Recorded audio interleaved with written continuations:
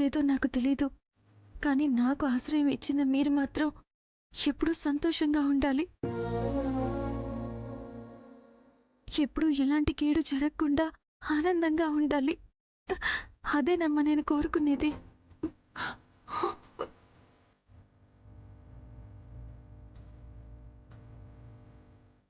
సరేనమ్మా. విహారీ గారిని చూశారు కదా, ఇంక బయటికి వెళ్ళండి. ఎక్కువసేపు ఇక్కడ ఉండకూడదు ప్లీజ్.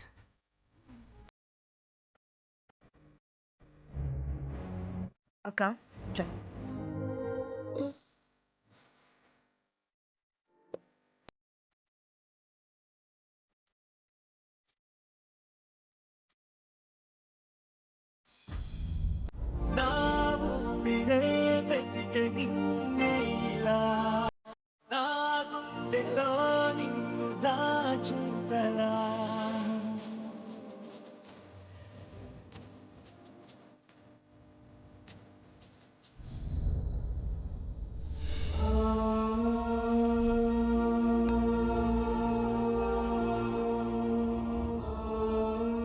డాక్టర్ గారు ఏదో మాట్లాడాలన్నారు, ఏమీ చెప్పడం లేదు. అమ్మా, ఇప్పుడు నేను చెప్పబోయేది మీకు కొంచెం కష్టంగా ఉంటుంది, కానీ భయపడకండి.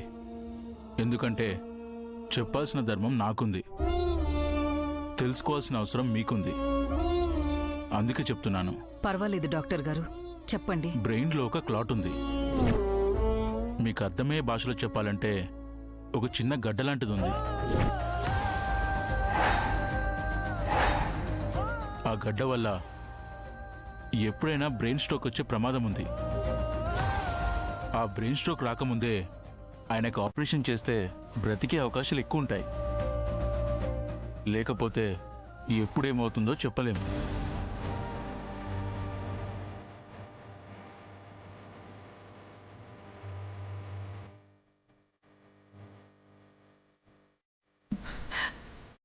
ఆపరేషన్ ఖచ్చితంగా చేయాలా డాక్టర్ గారు? ఆపరేషన్ చేయకపోతే చాలా కష్టమమ్మా.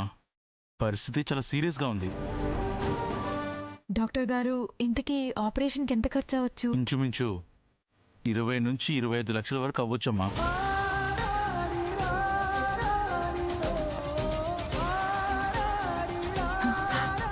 అంత డబ్బు అవుతుందా? అవునమ్మా, ఇది చాలా మేజర్ ఆపరేషన్ కదా, ఖచ్చితంగా అవుతుంది. ఆపరేషన్ ఎంతకాలం? 10 రోజులేనా? అది మీకు ఇస్తున్న మాక్సిమం టైం అమ్మా. ఇంకా సమయం కూడా దాటితే ఆ దేవుడి మీదే భారమేయాలి.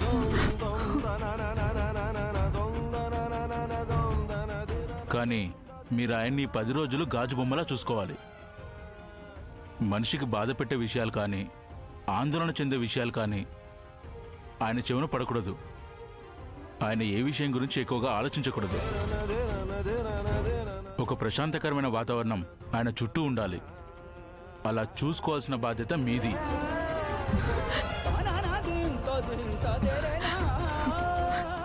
అలాగే డాక్టర్ గారు. మీకు ఆ డబ్బులు సర్దుబాటు అయ్యాక రండమ్మా. ఉంటాను.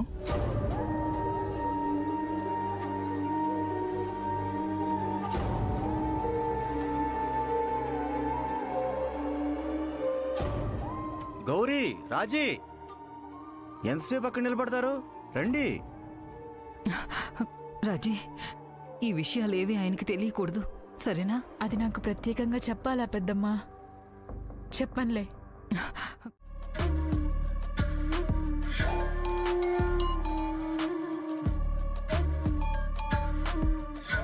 హాయ్ అంబిక. సుభాష్, ఏంటి నేను చెప్పిన హాయ్ ఫుల్ జోష్లో ఉంటే నువ్వు చెప్పిన హాయ్లో హుషారు తగ్గింది? మన చుట్టూ ఉన్న పరిస్థితులు బట్టే మన హుషారు కూడా ఉంటుందిలే సుభాష్. ఇప్పుడేమైంది అంబిక? విహారీ హాస్పిటల్ పాలయ్యాడని, ఇంకో 2-3 నెలల వరకు ఆఫీస్కి వచ్చే పరిస్థితి లేదని నువ్వే చెప్పావు కదా. ఇప్పుడేంటి ఏదో బ్యాడ్ న్యూస్ విన్నట్టుగా బ్యాడ్ మూడ్లో ఉన్నావు? ఏం లేదు సుభాష్, ఇంకొక 10 రోజుల్లో హ్యాపీగా తిరిగేసే పొజిషన్లో ఉన్నాడు అంటే మన పనులు చక్కబెట్టుకోవడానికి మన చేతుల్లో సమయం చాలా తక్కువ ఉన్నట్టు. అసలు జరిగిన యాక్సిడెంట్కి పైకే పోతాడనుకున్నాను, కానీ బతికి బయటపడ్డాడు. కనీసం ఒక 3 నెలలైన బెడ్ రెస్ట్ తీసుకోకపోతే ఎలా? సర్లే, అనుకున్నవన్నీ అవ్వవు కదా. కాకపోతే విహారీ మళ్ళీ ఆఫీస్కి రావడానికి ఇంకొక 10 days అయినా పడుతుంది. ఈ లోపలే మనం అన్ని సెట్ చేసేసుకోవాలి.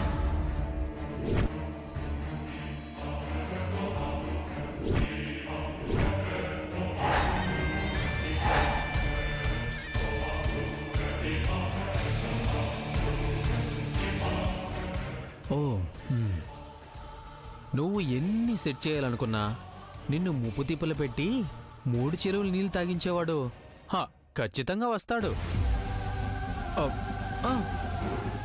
చూడు, మనం మన పనుల్లో వేగం పెంచాలి, మన ప్లాన్స్లో తీవ్రత పెంచాలి.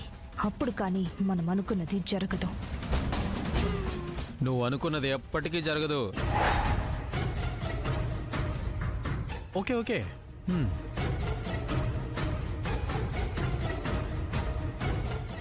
ఇన్ని రోజులు నీ టైం బాగుంది కాబట్టి నువ్వు తోక జాడించావు. దానికి తగ్గట్టుగానే అనుకున్నవన్నీ అనుకున్నట్టు జరిగిపోయాయి. ఇప్పుడు నీ కాళ్ళకి కళ్యాలు వేసేవాడు, ముక్కుకి గొళ్ళెలు వేసేవాడు ఒకడు వచ్చేసాడు కదా. ఇక నుండి మనం కొంచెం అలర్ట్గా ఉండాలి. మళ్ళీ పరిస్థితుల్ని మన కంట్రోల్లోకి తెచ్చుకోవాలి. నువ్వు ఎంత ప్రయత్నించినా పరిస్థితుల్ని నీ కంట్రోల్లోకి తెచ్చుకోలేవు.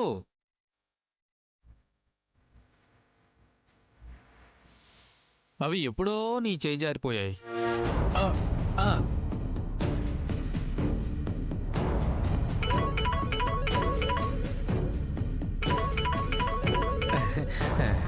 లైన్లో ఉంటూ